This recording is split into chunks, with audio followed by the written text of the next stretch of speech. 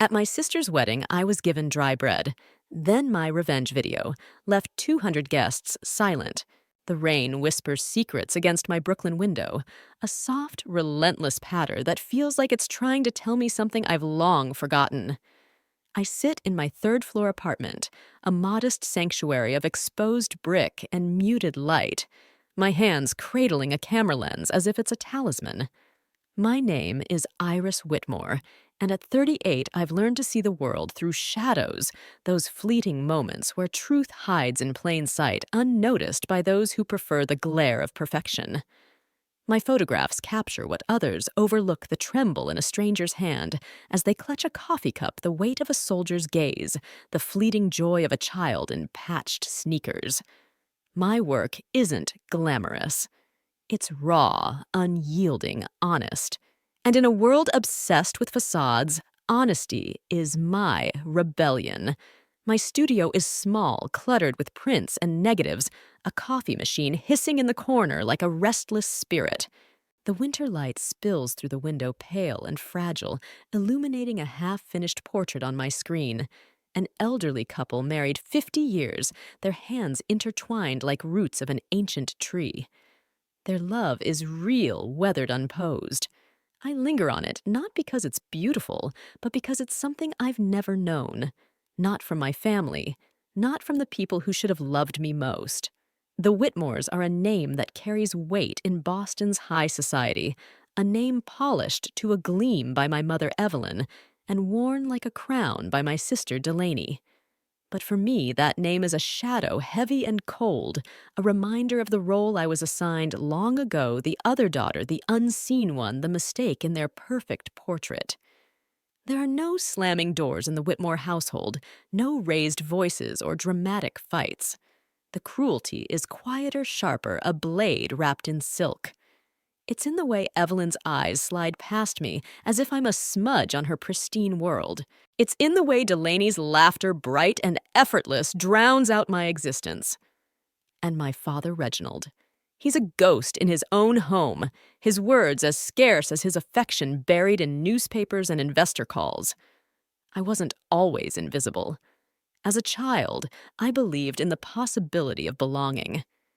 I remember my 10th birthday sitting alone in a park, my party hat tilted on my head, cupcakes untouched in a cardboard box. Evelyn had promised a picnic, a rare moment of togetherness. I waited watching the swings creak in the wind, the other children laughing with their parents. An hour passed, then 2. No one came. Later, I learned Evelyn had taken Delaney to a modeling audition across town. Her apology, a thin smile over the phone. "We got caught up, darling. You understand." I walked home alone that day, the subway rattling beneath my feet, the cupcakes crumbling in my lap. I was 10, but I already knew what it meant to be forgotten. High school graduation was no different. I stood in a borrowed white dress, scanning the crowd for faces that never appeared. Parents hugged their children, handed them roses, their laughter filling the air. I stood on the curb alone until my friend Julie's father offered me a ride home. Evelyn's excuse came later, as predictable as the tide. We thought it was tomorrow, Iris. Besides, Delaney had a magazine shoot. Her voice was smooth, untroubled, as if my absence from their lives was a minor clerical error. The memory stings, but I've learned to carry it like a stone in my pocket, heavy but familiar. I stand now, moving to the hallway, where a single Christmas card hangs on my bulletin board sent last year by my parents. It's a glossy portrait of Evelyn Reginald Delaney and her fiancé Jasper Langston, posed before a grand fireplace, all cream and navy, their smiles as curated as a museum exhibit. I'm not in the photo. I never have been. Year after year, the Whitmore holiday greetings arrive without me, a silent reminder that I'm not part of their story. But there's something else in my apartment, something they don't know about. Tucked in a drawer beneath a stack of old prints is a small wooden box, its surface etched with faint, spiraling patterns that seem to shift when I'm not looking. I found it years ago in a thrift shop, drawn to it for reasons I couldn't explain. Inside, I keep my secrets, not photographs, but fragments of moments I've captured in other ways. A torn ticket stub from that lonely birthday picnic. A single petal from the roses I never received at graduation. And something stranger, a tiny glass vial, no bigger than my thumb, filled with a shimmering liquid that glows faintly in the dark. I don't know what it is or where it came from, only that it appeared in the box one night after a dream I can't quite recall. It feels alive, like it's waiting for something. Or someone. I shake the thought away and return to my desk, the portrait of the elderly couple still glowing on my screen. My fingers hover over the keyboard, but my mind drifts to a photograph that doesn't exist, a family portrait with me in it. I imagine myself standing beside Delaney, her perfect jawline and effortless charm outshining me as always. She was born to dazzle, Evelyn used to say, her voice dripping with pride. And you, Iris, dear, you're more of a shadow. Necessary, but best when quiet. I understood what she meant, even as a child. Delaney was the star, the pageant queen, the ballerina who bathed in applause. I was the one backstage holding flowers, no one noticed, watching from the wings. Delaney wasn't cruel in the way children often are. She didn't mock me or steal my toys. She simply erased me. By the time we were teenagers, she had learned to command a room without sharing the spotlight.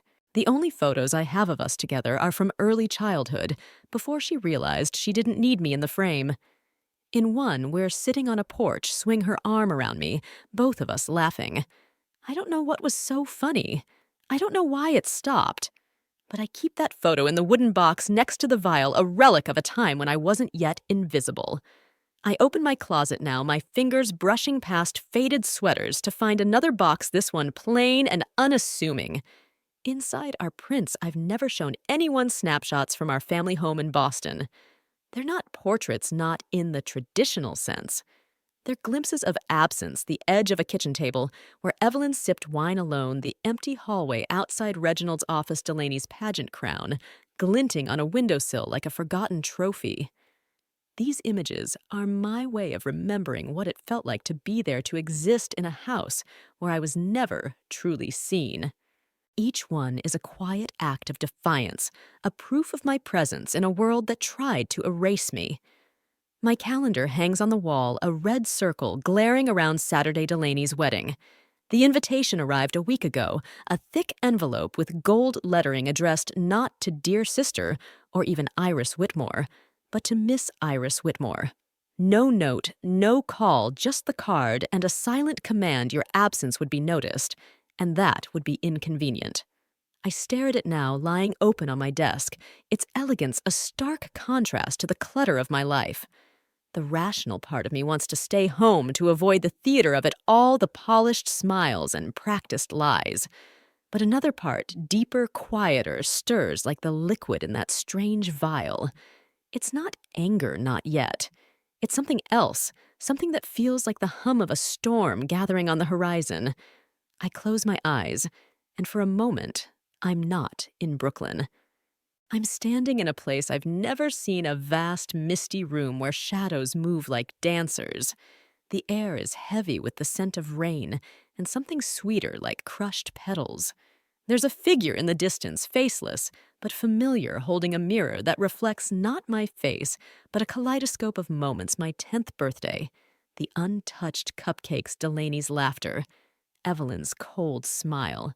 The figure doesn't speak, but I feel its question. What will you do, Iris? Will you stay in the shadows, or will you step into the light? I open my eyes, the vision fading, but the question lingers. My fingers brush the wooden box, and I swear the vial inside pulses faintly like a heartbeat. I don't know what it means, but I know this: I'm tired of being a shadow. The wedding is in 3 days, and for the first time in years, I feel the weight of a choice. Not to please them, not to prove them wrong, but to show up for myself. The Whitmores may have written me out of their story, but I have my own. And it's only just beginning! The rain has stopped leaving Brooklyn streets slick and reflective, like a mirror to a world I'm no longer sure I belong to. My apartment is quiet now, save for the faint hum of the coffee machine and the occasional creak of the old floorboards. I sit at my small dining table, the wooden box from my closet open before me, its etched patterns catching the dim light in ways that make my pulse quicken. The glass vial inside glows faintly, a soft pulse of silver blue that seems to breathe in time with my own heartbeat. I don't touch it. Not yet. But its presence feels like a question, one I'm not ready to answer. The envelope arrived 2 days ago, slipped under my door like an afterthought. It's heavy, the kind of paper that announces wealth before you even open it, embossed with a golden monogram D and J. Delaney and Jasper intertwined in a flourish that screams extravagance. I haven't opened it yet, but I know what it is. My sister's wedding invitation, a summons to the grand theater of the Whitmore family, where I've always played the role of the unseen extra. I trace the edges of the envelope, its weight grounding me, and wonder why it feels less like an invitation and more like a dare. I slide a letter opener through the seal, the sound sharp in the stillness. The card inside is pristine ivory with gold foil that shimmers like a promise. The Whitmore and Langston families cordially invite you to celebrate the wedding of Delaney Marie Whitmore and Jasper Elliott Langston. The ceremony will take place at the Baystone Grand Hotel in Boston, followed by a reception in the Versailles Ballroom. Black tie, champagne only. My breath catches not from surprise, but from the weight of inevitability. The Baystone is a monument to Boston's elite, a place where every marble tile and gold-trimmed chair whispers legacy. And Jasper Langston, old money, polished charm, the kind of man who walks into a room and owns it, is the perfect match for Delaney's ambition. She's always known how to climb her heels, never touching the ground. I lean back in my chair, the invitation lying open like a wound. My first instinct is to toss it into the trash, to stay here in my quiet world of negatives and soft light where no one expects me to perform. But something stops me, a flicker of defiance, or perhaps the memory of that strange vision from the other night, the faceless figure holding a mirror that showed not my face, but my pain. What will you do, Iris? The question lingers, and I find myself glancing at the wooden box. The vials glow a little brighter now, as if it senses my hesitation. My phone rings, shattering the silence. The screen reads Evelyn.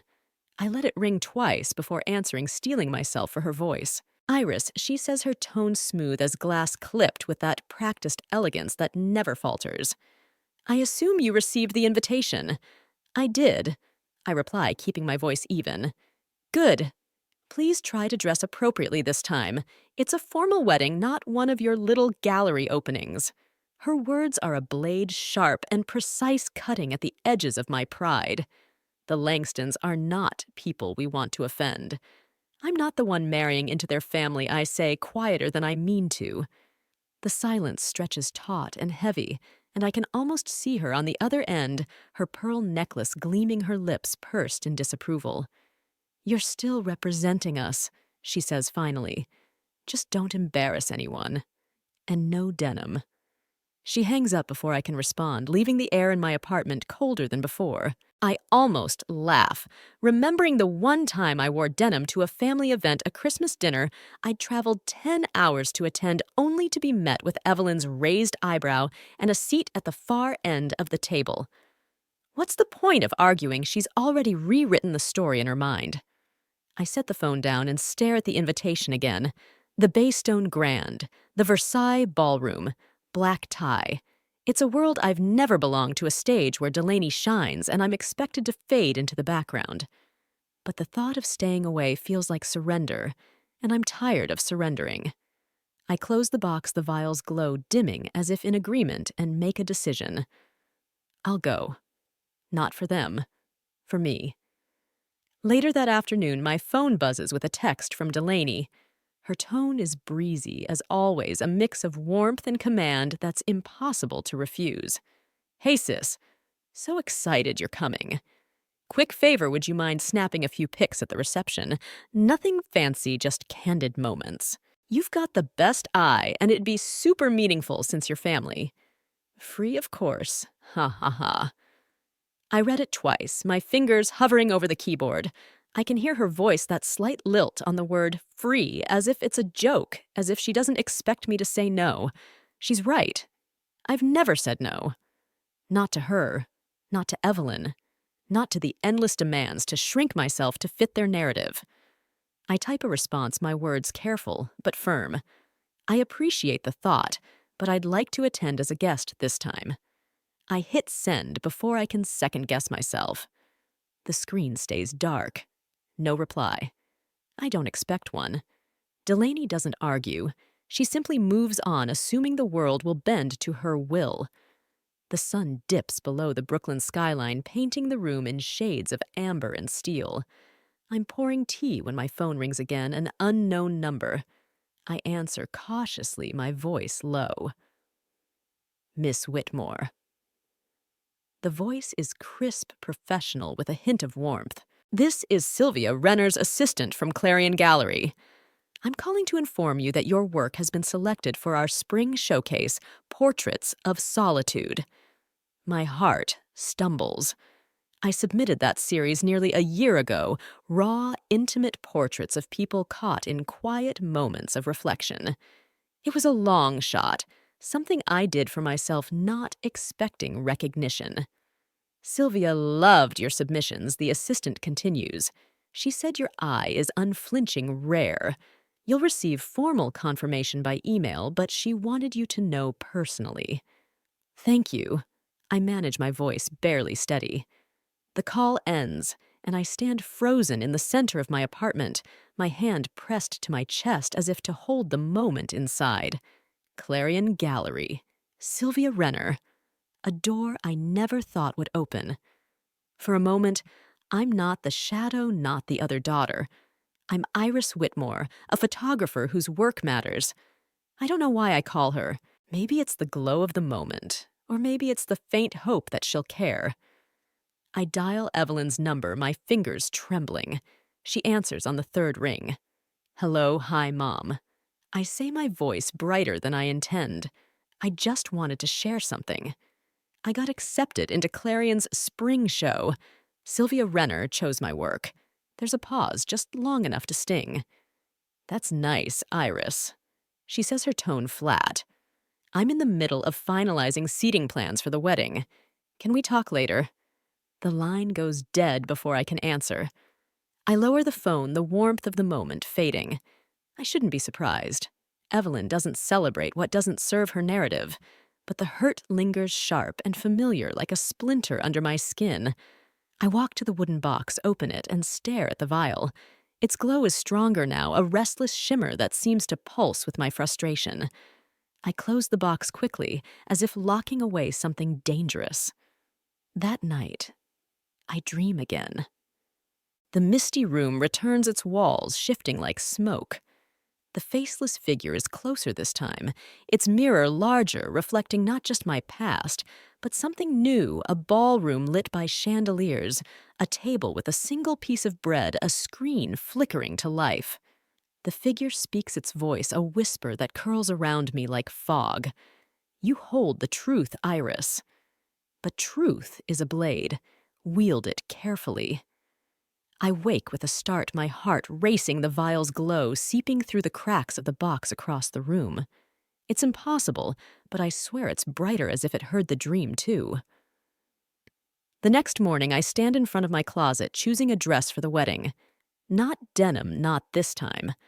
I pull out an emerald green gown, simple but elegant, its clean lines a quiet defiance of Evelyn's expectations. It's not about blending in with the wallpaper, as she once told me to do. It's about showing up as myself. I fold the dress carefully, placing it in a garment bag, and glance at the invitation on my desk. The Baystone Grand awaits a glittering stage where the Whitmores will play their parts. But I'm no longer content to be an extra in their story. I open the wooden box one last time before I leave.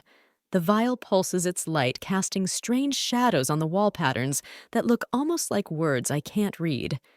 I hesitate, then slip it into my purse, its weight both comforting and unnerving. I don't know why I take it, only that it feels necessary, like a piece of myself I've yet to understand. The wedding is tomorrow, and with it comes a reckoning not theirs but mine. I'm not sure what I'll find at the Baystone, but I know this: I'm done hiding in the shadows.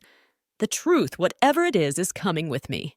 The Baystone Grand looms before me like a cathedral of secrets, its white columns and gold-trimmed doors gleaming under a pale winter sky. I step out of the hired town car, my emerald green dress brushing my calves, the fabric a quiet rebellion against the expectations I've carried for years. The air is sharp, a cold gust sweeping through the hotel courtyard, tugging at my hair and whispering something I can't quite catch. My purse feels heavier than it should, the glass vial inside pulsing faintly against my hip. I don't know why I brought it, only that it feels like a piece of myself I can't leave behind. Inside the lobby is a cathedral of wealth, its vaulted ceiling dripping with crystal chandeliers, the marble floors echoing with the click of designer heels. Guests mill about their laughter crisp and practice their tuxedos and gowns, a parade of privilege. I stand quietly, my eyes tracing the white lilies trailing up the grand staircase. Delaney's choice, no doubt a symbol of innocence as calculated as her smile. I adjust the strap of my purse, the vial's warmth seeping through the leather, and feel a strange calm settle over me. I'm not here to blend in. Not anymore. A young woman in a black headset approaches her clipboard, clutched like a shield. "Miss Whitmore, welcome. If you'll follow me, I'll show you to your table." Her smile is rehearsed, but there's a flicker of something pity, perhaps, in her eyes. I nod and follow my heels soft against the carpeted hall. We pass the glittering entrance to the Versailles ballroom, where the string quartet's melody floats like a delicate spell. I expect to be seated near the back, a forgotten corner where I can disappear. I'm not naive. But as we turn down a narrow corridor past the main reception doors and toward a shadowed alcove near an emergency exit, my stomach twists. "Here you are," the attendant says, gesturing to a small round table set for one. A single name card sits before an empty plate, Iris Whitmore. The table is tucked beside a coat rack, the glowing red exit sign casting a harsh light over the bare surface. No candles, no gold-trimmed menus, no crystal glasses like the other tables. Just me, alone in a space that feels like an afterthought. I sit slowly smoothing the hem of my dress and notice it then a small porcelain plate at the center of my setting holding a single piece of dry bread. No butter, no garnish, no explanation. It sits there like a verdict, stark and deliberate. I blink, my mind racing. Surely it's a mistake. I glance around for a server, but the corridor is empty. The music from the ballroom a distant hum. Then I see her Evelyn gliding toward me like a specter in silver satin, her pearl necklace catching the light. Her hair is swept into a flawless chignon, her smile sharp and cold, never reaching her eyes. "Darling," she says, her voice syrupy, laced with something venomous. "So glad you could make it. You look comfortable." I meet her gaze, my jaw tight, but my face still. She leans in, her voice dropping to a whisper meant only for me. "I see you found your place. With your freelance photography, I imagine this meal is rather appropriate. Simple, humble." Her hand gestures toward the bread as if presenting a rare delicacy. "This is what you're used to, isn't it?" The words land like a slap, but I don't flinch. I've heard them before in different forms, her polite dismissals, her subtle reminders that I'm less than. But tonight they feel different, heavier, as if they're trying to anchor me to a role I've outgrown. My fingers brush the purse in my lap, the vial's warmth a quiet pulse against my skin. I say nothing, letting the silence stretch between us. Evelyn lingers a moment longer, her smile tightening, then turns and glides away, her heels clicking like a metronome. The music shifts, a brighter melody signaling the bride's entrance. Delaney appears at the far end of the corridor, a vision in her custom gown, a cascade of satin and lace that shimmers like moonlight on water. She's radiant, the crowd's polite applause rising like a tide. She makes her rounds, her laughter bright and effortless, her designer heels carrying her with the grace of someone born to be seen. When she reaches my table, she pauses, tilting her head with a sweetness that feels like a performance. "Hello, big sister," she says, her lips curling into a delicate smile. "You made it." Her eyes flick to the plate, then to the empty chair beside me, then back to my face. "Your dress. Charming. Very minimalist." There's a pause, heavy with intent. "You know," she adds, her voice lowering, "I've always admired how you make everything look so affordable. It's a gift. You make even the most ordinary things look cheaper." The words are a blade sharper than Evelyn's, designed to cut deeper because they come from her.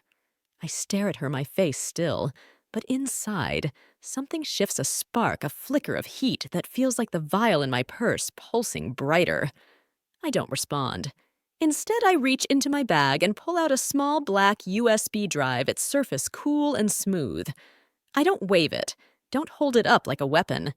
I simply place it in my lap, my thumb resting lightly on its edge.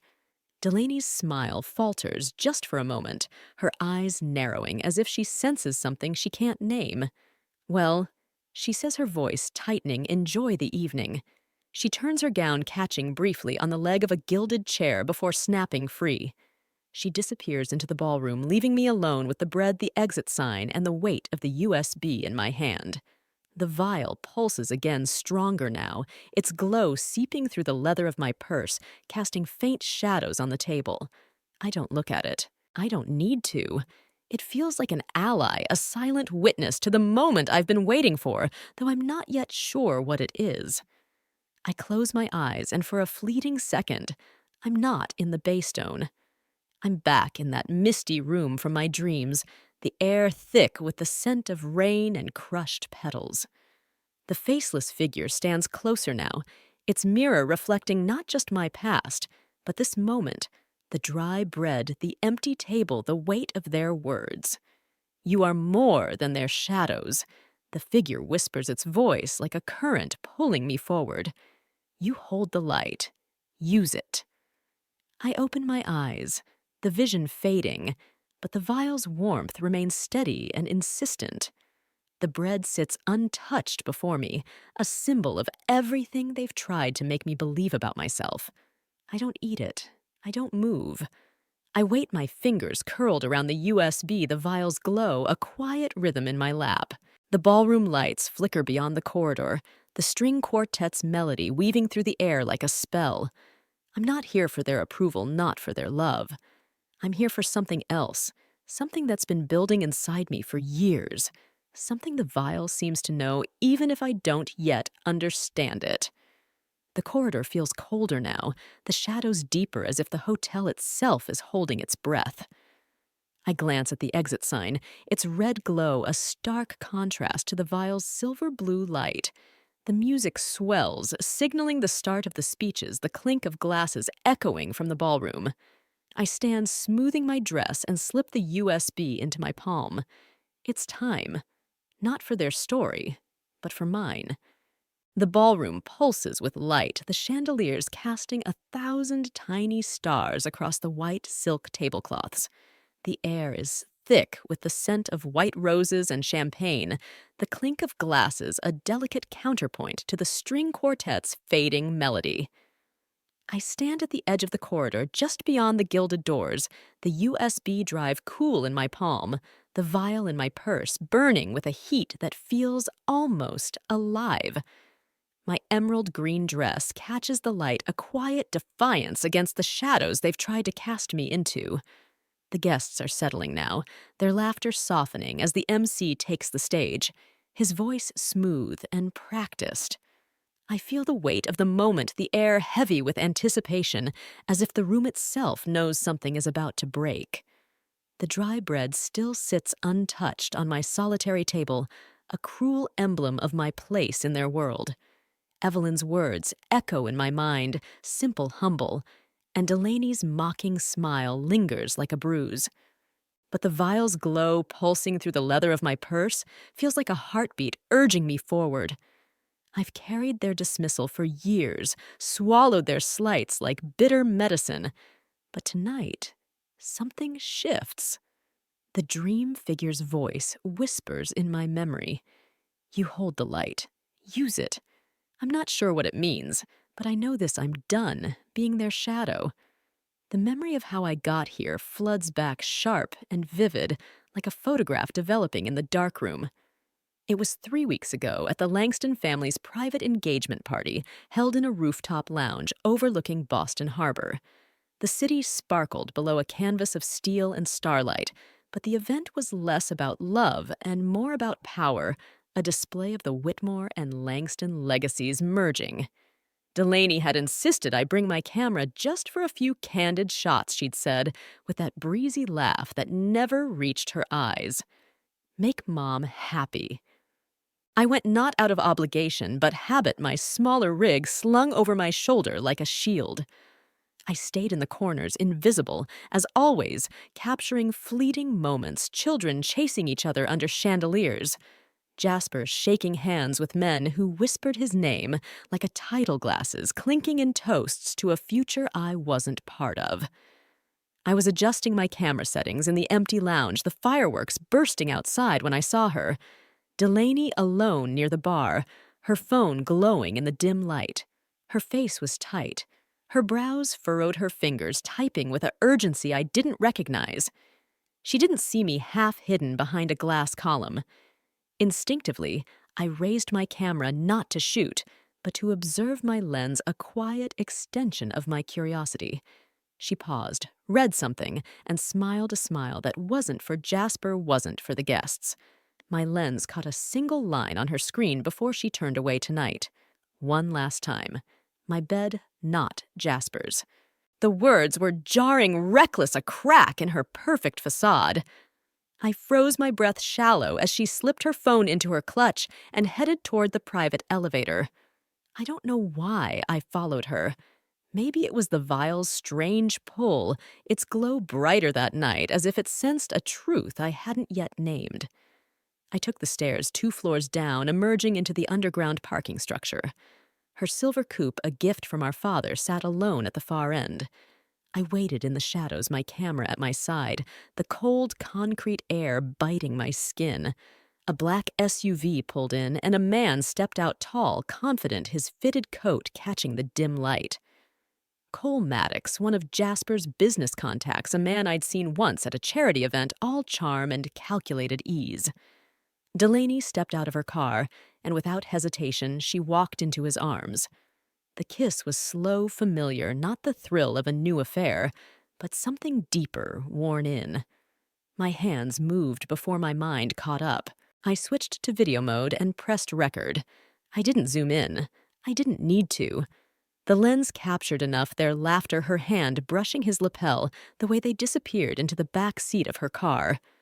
I stopped recording, my heart pounding, and walked away, the vial in my purse glowing so brightly I thought it might burn through the leather. I didn't show anyone the footage. For days I told myself it wasn't my place, that Delaney's secrets weren't my burden. I buried the clip on a backup drive hidden in folders of client work and tried to forget. But the vial wouldn't let me. Its light grew stronger each night, as if it knew what I was carrying, what I was hiding. Another memory surfaces sharper still. The day after the wedding rehearsal, I drove to our family home in Boston, a pale blue colonial with stone steps and an iron gate. I went to see my father, Reginald, hoping for a moment of connection, however slim. He was always the quiet one, the one who didn't mock my dreams, even if he never supported them either. The house smelled of polished wood and lavender, a scent that clung to my childhood like a ghost.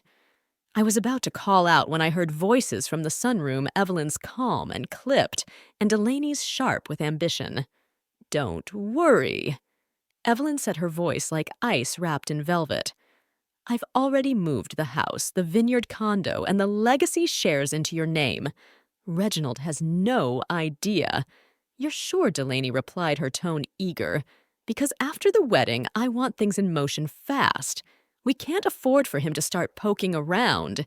"He won't," Evelyn said with conviction. That man hasn't reviewed a financial document in years. He thinks our lawyer handles everything. A clink, maybe a teacup on porcelain. Then Evelyn's voice, quieter, colder. This is for us, for the women of this family. You've done more for our future with this marriage than Iris could have done in a lifetime with her little gallery shows. Delaney laughed, low and bitter. After I'm married, I'll hold the pen, the accounts, the estate, the trust. Everything. You can retire, Mom. No more pretending with Dad. No more coddling Iris. Let her stay in Brooklyn with her artistic life. Evelyn's chuckle was pure ice. She won't last long. She's always been a phase, not a future. I stood frozen, my fingers tightening around the strap of my bag. The vial in my purse pulsed its heat, almost searing, as if it were angry, too. Do you think she suspects anything? Delaney asked. Suspects? Evelyn scoffed. I doubt she's capable. She still thinks honesty means something. Poor thing probably believes love and hard work are enough. Their laughter cut through me sharp and certain. I slipped my phone from my coat pocket, tapped the recording app, and hit record. My hand trembled not from rage, but from the finality of it. This wasn't just cruelty. It was betrayal, a calculated plan to erase me, to rewrite our family's legacy without me in it. I recorded 3 minutes, Evelyn's pride, Delaney's greed, their casual dismissal of my existence, before backing away silent as a shadow and slipping out the side door.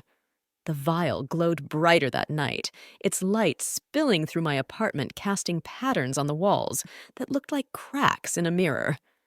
Now in the ballroom, the MC's voice pulls me back to the present. Before we conclude the evening, he says, flipping through his note cards, we have one final toast, a special message from the bride's sister, Iris. A murmur ripples through the room, a shuffle of surprise. Delaney's smile falters, her eyes darting to Evelyn, who stiffens in her seat. I rise my dress, catching the light, and walk toward the stage with slow, deliberate steps. The vial in my purse pulses faster, its heat a rhythm that matches my heartbeat. I hold no glass, no notes, only the USB in my hand, and a truth I can no longer bury. I appreciate the opportunity, I say, my voice clear and steady, cutting through the room's polite hum. But I won't be offering a toast tonight. I'm not here for blessings or rehearsed sentiment. I came with something else, something honest, something overdue. The guests shift their curiosity, tinged with unease. Delaney whispers something to Evelyn, her voice sharp with panic. I turn to the technician near the stage and hand him the USB. Please, play it, I say simply. The lights dim, the screen descends behind the head table, and the room falls into a tense hush. I step to the side, my hands folded calmly, the vial's glow, a quiet fire against my hip. The first scene flickers to life, Delaney in the parking structure, her coat draped over her arm, her phone glowing in the dark. The message on her screen appears blown up for all to see tonight. One last time. My bed, not Jasper's. Gasps scatter through the room, sharp and jagged. The footage shifts, grainy but unmistakable, showing Delaney and Cole Maddox stepping into the back seat of her car, their arms entwined, their kiss slow and intimate. Jasper sits unmoving, his knuckles white against the tablecloth, his face a mask of betrayal. The scene changes, and now it's audio, Evelyn's voice echoing through the speakers, precise and chilling. I've already moved the house, the vineyard property, and the shares into your name. Reginald has no idea. Delaney's reply follows bitter and triumphant. After the wedding, everything's mine. You can retire, Mom. I'll take it from here. The ballroom is silent now, the air heavy with shock. Evelyn's laughter rings out, joined by Delaney's, a blueprint of greed and deceit laid bare for all to hear. But then something unexpected happens. The screen flickers, and a new image appears, one I didn't record. It's the misty room from my dreams, its walls shifting like smoke, the faceless figure standing in the center holding a mirror that reflects the ballroom itself.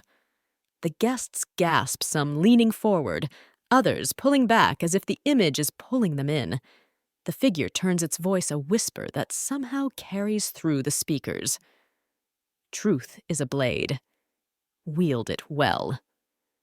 The screen shows me now, not as I am, but as I was a child in a party hat waiting alone in a park, a teenager in a borrowed dress scanning an empty crowd, a woman standing in the shadows unseen, but seeing everything.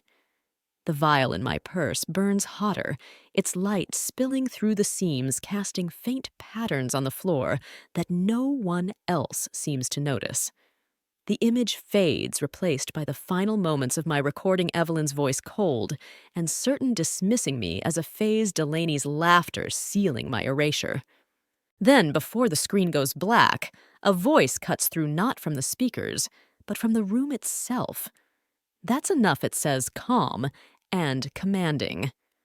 All heads turn as Cole Maddox steps forward from the side entrance, dressed in a dark suit, his presence like a storm cloud breaking the silence. He's not a recording, not a ghost, but flesh and blood. His eyes locked on Delaney, who's visibly trembling now, her complexion drained of color. "What are you doing here?" she whispers, her voice cracking. Cole ignores her, turning to the guests, to Jasper, to the Langston family. "I was invited to the engagement party," he says, his voice steady but sharp. "I didn't know I was part of a game. She said it was one last night, nothing more. But I suspected she'd twist the story, so I recorded everything, every message, every plan." He looks at Delaney, his gaze unflinching. "I loved you once briefly, but what you did to your sister, your father, your fiancé, you deserve the truth, not a performance." The screen goes black, the lights return, and the ballroom is silent, the weight of the truth heavier than the chandeliers above. Jasper's hands tremble, his eyes fixed on the table. Evelyn's lips are bloodless, her composure shattered. Delaney's head is bowed, her mascara streaking her face. From the shadows, my father Reginald rises slowly, his eyes locked on the screen, then on me. For the first time in years, he sees me not as a shadow, but as a force. The vial pulses its light, a quiet roar in my purse, and I know this moment isn't just mine. It's something bigger, something the vial has always known, something I'm only beginning to understand. The ballroom is a graveyard of silence, the air thick with the wreckage of the truth I've unleashed. The chandeliers above still gleam, but their light feels hollow now, casting long shadows across the tables, strewn with half-finished champagne glasses and untouched slices of cake. The guests are frozen, their faces a mosaic of shock, pity, and quiet judgment. Jasper Langston sits motionless, his platinum wedding band glinting on the table, where he left it a quiet declaration of a love that never was. Evelyn's silver satin gown seems to wilt around her, her lips pressed into a bloodless line, her eyes darting like a cornered animal's. Delaney, once radiant in her cascade of lace, is hunched in her chair, her mascara-streaked face hidden behind trembling hands. And my father Reginald stands at the far end of the room, his tie loosened, his gaze fixed on me, not with anger, but with something heavier, something that looks like regret. The vial in my purse burns against my hip, its silver-blue glow pulsing through the leather, a rhythm that feels like my own heartbeat amplified. I don't look at it, but I feel its presence, as if it's not just a witness, but a conspirator in this moment. The dream figure's voice echoes in my mind. Truth is a blade. Wield it well. I have, and now the world I've known is crumbling. But I don't feel victorious. I feel unburdened, as if I've shed a skin I've worn too long. Jasper rises slowly, his movements deliberate, his face a mask of quiet devastation. He doesn't look at Delaney, doesn't acknowledge the murmurs rippling through the crowd. He reaches for the ring, holding it between his thumb and forefinger, and speaks, his voice low but resonant.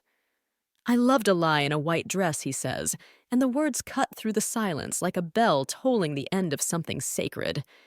He places the ring on the table, a final, gentle act, and turns to walk away. His mother, Elizabeth Langston, follows her hand resting lightly on his shoulder, a silent gesture of solidarity. Douglas Langston Jasper's father stands next his posture, rigid his politician's voice carrying the weight of authority.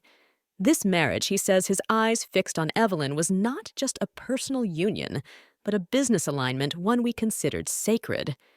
Deceit, however, is not a value we do business with. The room shifts, the air growing heavier. As of this moment, the Langston Group withdraws from all pending and proposed partnerships with Whitmore Holdings. Effective immediately. All negotiations are null. Gasps break from the guests, especially those in finance and society circles. They know what this means. The Whitmore name, once a beacon of Boston's elite, is now a sinking ship. Evelyn opens her mouth to protest, but Douglas's sharp glance silences her. The weight of his words is a death knell, not just for the marriage, but for the empire Evelyn and Delaney have built on lies. Evelyn rises her chair, tipping backward with a clatter that echoes in the stillness. "This is your fault," she screams, her manicured finger trembling as it points at me. "You orchestrated this circus, Iris. You ruined my daughter's wedding, destroyed everything we built." Her voice cracks hoarse and shrill, but the crowd is no longer listening. Guests are rising, gathering their coats and purses, their whispers swirling like leaves in a storm. "She deserves better," one woman murmurs as she passes me. "No wonder Iris stayed away," a man mutters to his wife. The tide has turned, and Evelyn's carefully curated world is unraveling.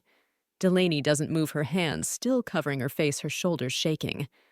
I watch her not with satisfaction, but with a strange, hollow clarity. She was the golden one, the star of their story, but now she's just a shadow of herself, stripped bare by the truth.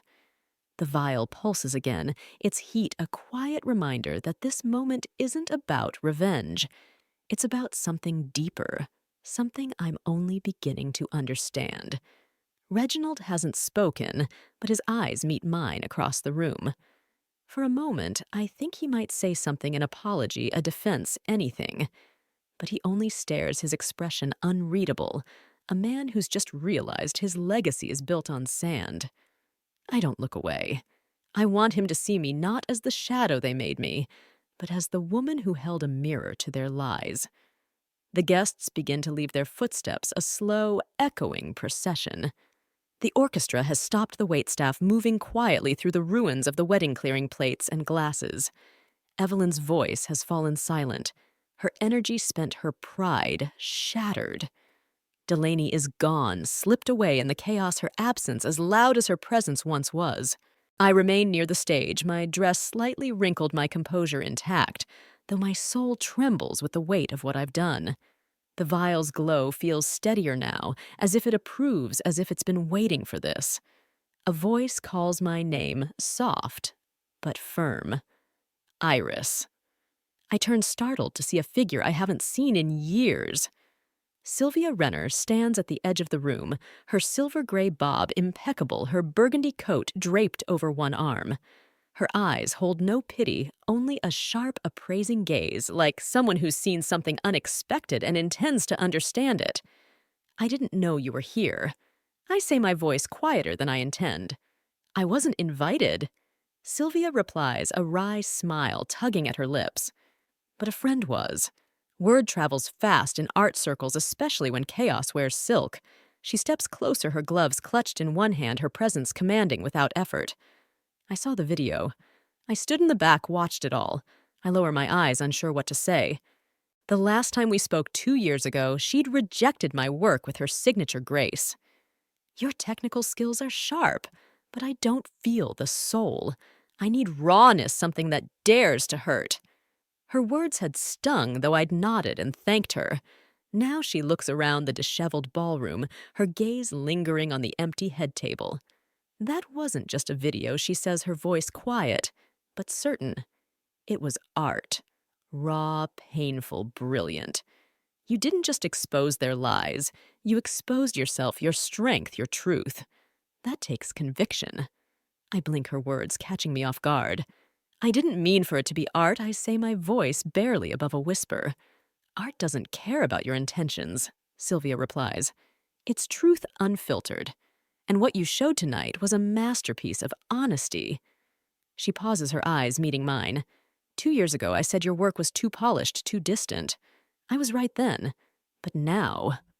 She steps closer, her voice warm but firm. Now I see a woman who no longer hides behind composition.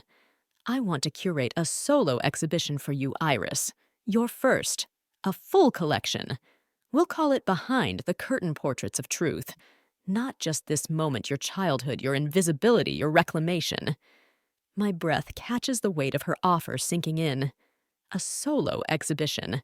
A stage for my work, my pain, my truth. It's everything I've dreamed of, everything I thought was out of reach. The vial pulses its light, spilling through my purse, casting faint patterns on the floor that seem to dance in agreement. You're serious, I say softly. Sylvia's smile is small but genuine. I don't chase flukes. What you did tonight wasn't a moment, it was a culmination.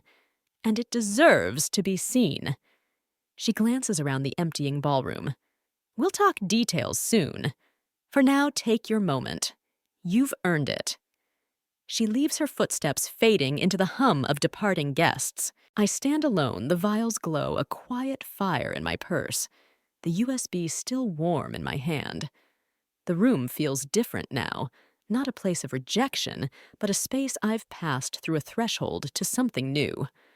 I glance at Reginald, still seated, his head bowed, and feel a pang of something not pity, not anger, but clarity. The Whitmore name is falling, and I'm no longer bound by its weight. In the days that follow, the fallout is swift and merciless. Boston's upper crust turns on Evelyn like wolves on a wounded animal. Her name is erased from the Women's Heritage Society Board, a polite letter citing recent family matters as the reason for her resignation. Invitations to charity galas and luncheons cease, her longtime friend Helena Montgomery refusing her calls. Even her hairdresser cancels their standing appointments, a small but stinging rejection. Evelyn, who taught us that appearances were everything, is now a pariah, her polished accent and tailored dresses powerless against the truth. The video is everywhere, not just on social media, but in whispered conversations at country clubs and boardrooms. It's not just the betrayal. It's the cruelty in her voice, dismissing me as a stain on her perfect world that society cannot forgive. Reginald faces a different kind of ruin. 3 major real estate contracts are withdrawn overnight. One from a Connecticut investor citing uncertainty in leadership values.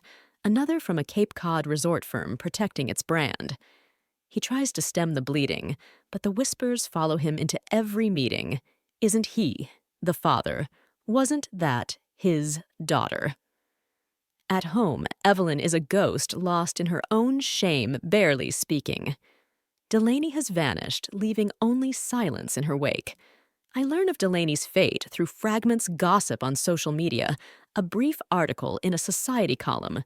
Jasper has cut all contact, his mother issuing a scathing statement, severing the Langston family from the Whitmores. Delaney's modeling contracts are canceled, her agent ghosting her, her jewelry campaign dropped overnight. But the sharpest blow comes when she checks her private savings account, the one she shared with Cole Maddox, meant to be her safety net if things with Jasper failed. The balance is 0.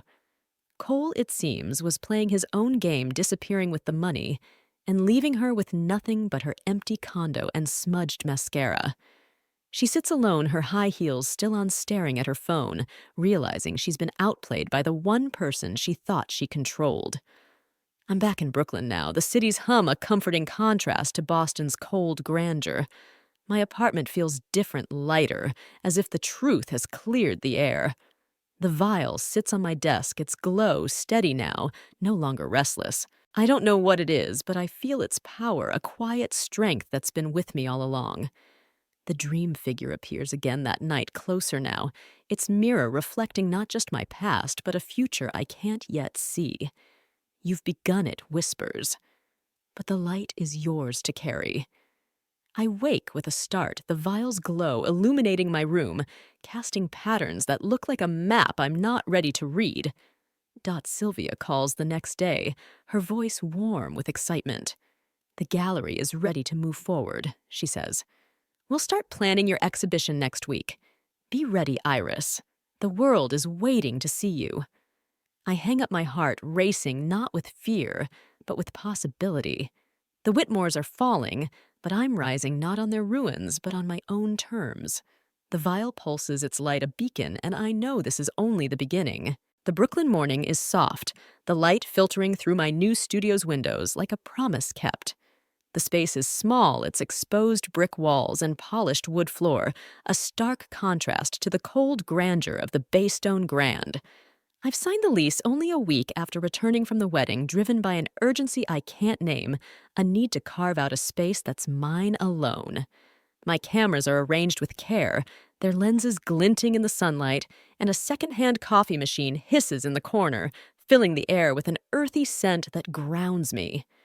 On the wall opposite the entrance, 3 photographs hang like sentinels: a child with mud-streaked cheeks, laughing in a Bronx park, an elderly woman on a bench with hands folded in prayer, and an unfinished portrait of my own reflection, half-shadowed, half-lit by the sun cutting through my window.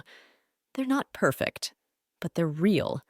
And real is all I've ever wanted.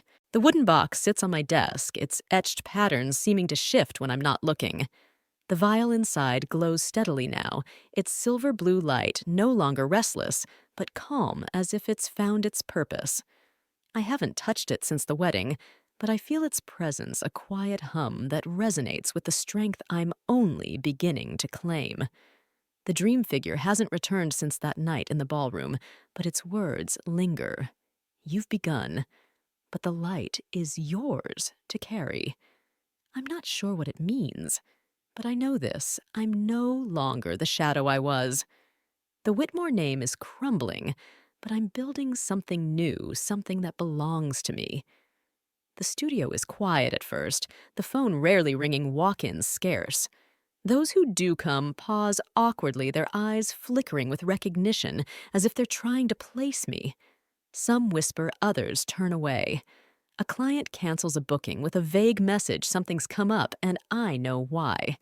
The story of the wedding has spread a viral wildfire across news blogs and social media woman expose's cheating sister at wedding in front of 200 guests. Some call me brave, others vindictive. There's even a podcast episode titled Family Secrets and Public Screens. The Iris Whitmore Incident. It's surreal, unflattering at times, but I've made peace with it. The truth was never about applause. It was about breathing again. Sylvia Renner calls weekly her voice a steady anchor. Let the noise settle, she says. It always does. Your work will speak louder than the headlines. She's right. The first break comes unexpectedly, an email from an editor at Art Perspective Quarterly. He wants an interview not about the wedding, but about my series, Unseen, a collection of portraits capturing moments of quiet truth. I hesitate, wary of another attempt to sensationalize my story, but his questions surprise me. What interests me, he writes, is the empathy in your lens. You don't just show people, you reveal them by not looking away. The article publishes a week later, and something shifts. A retired jazz musician calls to book a portrait session. A mother of 3 from Queens schedules a family shoot their first in a decade. A small art blog lists me as one to watch in 2026, praising my documentary honesty without the coldness of objectivity. My calendar begins to fill not with a flood, but a steady stream. And the people who come want to be seen by me, not posed, not perfected, but captured as they are. Each photograph feels like a step forward, a reclamation of the years I spent unseen. I work late into the evenings, the studio's soft jazz mingling with the hum of the city outside. The vial sits on my desk, its glow a quiet companion casting patterns on the walls that look like fragments of a story I'm still writing. One night, as I review raw files from a shoot, my phone buzzes with a message from Sylvia. Final gallery specs approved. Opening date set. Ready to show them Iris. I smile, glancing at the unfinished portrait of myself on the wall. I'm not hiding anymore. The knock comes on a rainy afternoon, a soft tap followed by a pause as if the person on the other side is reconsidering. I'm rinsing developer trays, the studio smelling of chemicals and coffee when I hear it again. I dry my hands and walk to the door, expecting a courier or a student from the community photography class I've started teaching on Saturdays. But when I open it, the air shifts heavy with something unspoken. Delaney stands there, drenched her hair clinging to her face, her designer coat soaked through and hanging off her like a weight she can't carry. Her eyes are tired, stripped of their usual sparkle, and the rain on her cheeks blends with what might be tears. Iris. She says her voice hoarse, as if it's been worn thin by crying or the cold. I didn't know where else to go. I hold the door, my body still not inviting her in, but not closing her out. The vial on my desk pulses its light brighter for a moment, as if it senses her presence. Why now, I ask, my voice steady, though my heart races with a mix of anger and curiosity. Delaney's lip trembles, her gaze dropping to the wet sidewalk. Because I have nothing left to lie for. The words hang between us, fragile and final, like a confession she's rehearsed 1,000 times. She looks up, her eyes meeting mine, and for the first time I see no pretense, no performance. Just a woman who's lost everything, her engagement, her contracts, her empire of manipulation. I'm not asking for anything, she adds quickly. I need to work. Something real. I can clean run errands. You don't have to look at me. I study her, the vial's glow casting faint shadows across the room. Part of me wants to shut the door to let her drown in the consequences of her choices. But another part, quieter, remembers the girl on the porch, Swing, the one who laughed with me before she learned to shine alone. I step back just enough to let the possibility of entry exist. You clean. You don't talk. You start from zero. Delaney nods, her movements small, as if she's afraid to break the moment. She steps inside, shedding her coat near the door, her shoes leaving water spots on the floor. She looks around, her eyes passing over the prints, the lights, the order I've created. She doesn't touch anything. I hand her a mop and point to the far corner. Start there. She takes it without question, moving silently, her head bowed, water pooling at her feet. I return to my desk, picking up my editing tablet, and resume my work. The rain outside softens to a drizzle, but the air in the studio remains thick with something unsaid. Forgiveness hasn't arrived, and maybe it never will.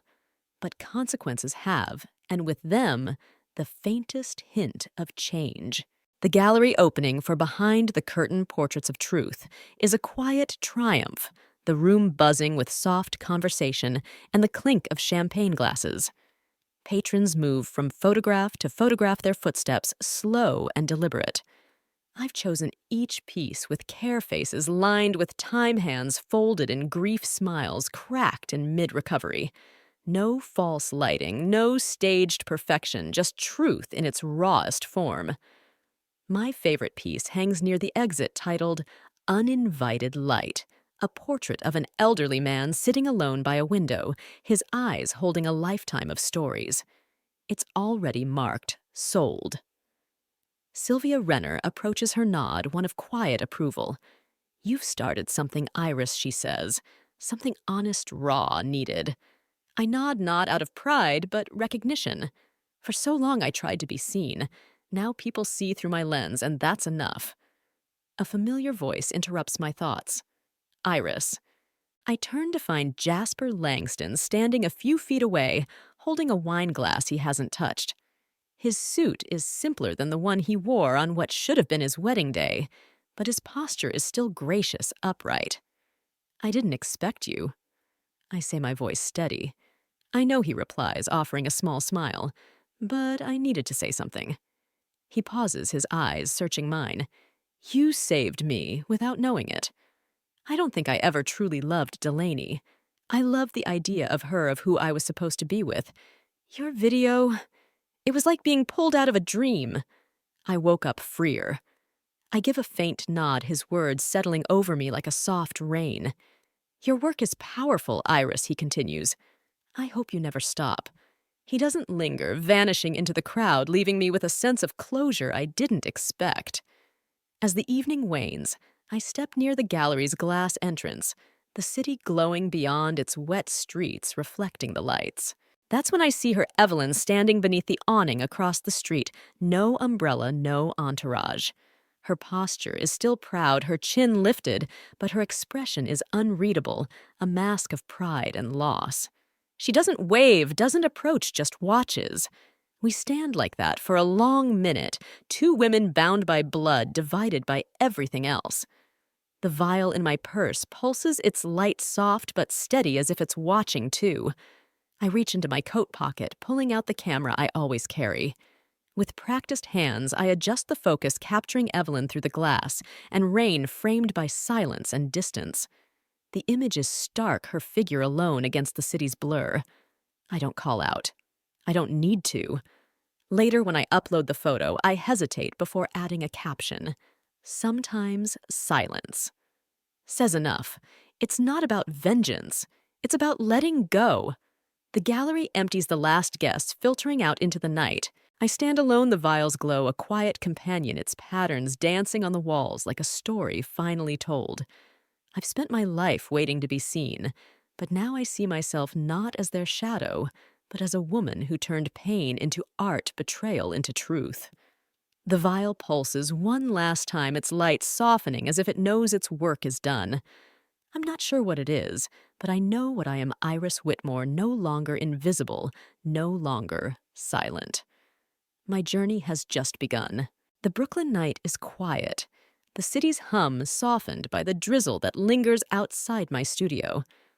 I sit at my desk, the wooden box open before me, its etched patterns still and serene, no longer shifting as they once did. The vial inside glows faintly, its silver blue light a gentle pulse like a star that's settled into its orbit. It's been weeks since the gallery opening, since Evelyn's silent gaze across the rainy street, since Delaney's tentative steps into my world. The photographs on my walls. Uninvited. Light the child in the park, the woman in prayer seem to watch me, their truths, a quiet chorus that fills the space. I'm not the Iris I was before the wedding, before the video, before the vial's whispers became my own. I'm something new, something whole. I lean back in my chair, my fingers tracing the edge of a new print. Sometimes silence. Says enough, the image of Evelyn standing alone in the rain. It's not part of my exhibition, not yet, but it's a piece of my story, a moment of closure captured in shadow and light. The vial's glow softens as I look at it, as if it knows its work is nearly done. I don't understand what it is, some relic of intuition, some fragment of a dream I can't fully recall, but I no longer need to. It's been my companion, my guide, a spark of something greater that helped me see myself when no one else did. The dream figure hasn't returned since that night in the ballroom, but its words linger woven into the rhythm of my days. You've carried the truth. Now carry the light. I think I understand now. The truth wasn't just the video, the betrayal, the shattering of the Whitmore facade. It was the truth of me, of the girl who waited in parks, the woman who stood in shadows, the artist who turned pain into something beautiful.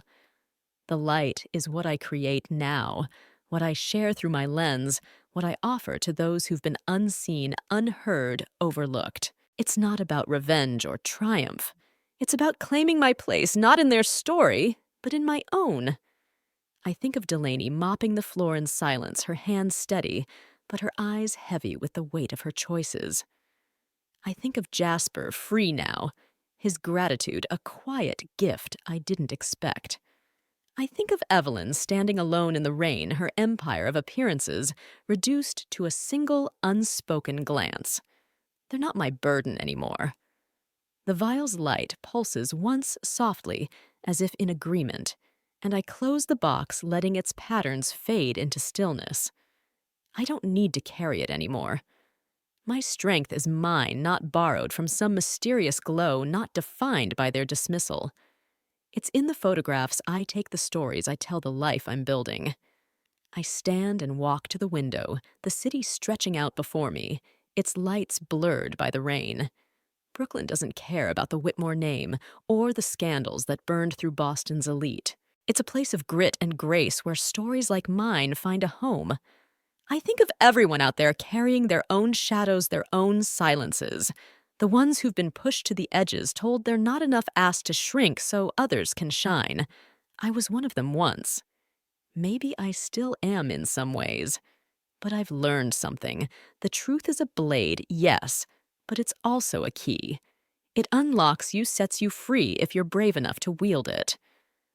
I turn back to my desk, pulling out a small notebook where I've started sketching ideas for my next project. It's not just for me, it's for them, the unseen, the unheard. A series called Light in the Margins, capturing those who've been overlooked, their stories etched in every line of their faces, every gesture of their hands. I want to show the world what I've learned, that strength isn't in the spotlight, but in the quiet moments where you choose yourself. The vial's glow flickers almost imperceptibly, as if it's listening, as if it's proud. To anyone reading this, anyone who's ever felt like a shadow in someone else's story, I want to say this: you are not invisible. Your pain, your truth, your light, it matters. Maybe you're the black sheep, the one who doesn't fit the one who's been told to stay quiet. Maybe you've carried wounds no one sees or stood in a room full of people who looked through you. I've been there. I know what it's like to be erased, to be given dry bread when others feast. But I also know this: your story is yours to tell. Find your truth, whatever it is, a photograph, a word, a moment, and let it shine. Don't wait for their permission. Don't wait for their applause. You are enough. I close my notebook, the vial's light fading to a soft, steady glow like a candle that's burned through its purpose. The rain has stopped the city quiet now, its streets reflecting the stars. I'm not sure what's next, but I'm not afraid. I've carried the truth, and now I carry the light. My name is Iris Whitmore, and this is my story, not a shadow, not a footnote, but a beginning. If you've got a story, a truth you've held too long, share it. Let it breathe. The world is waiting to see you.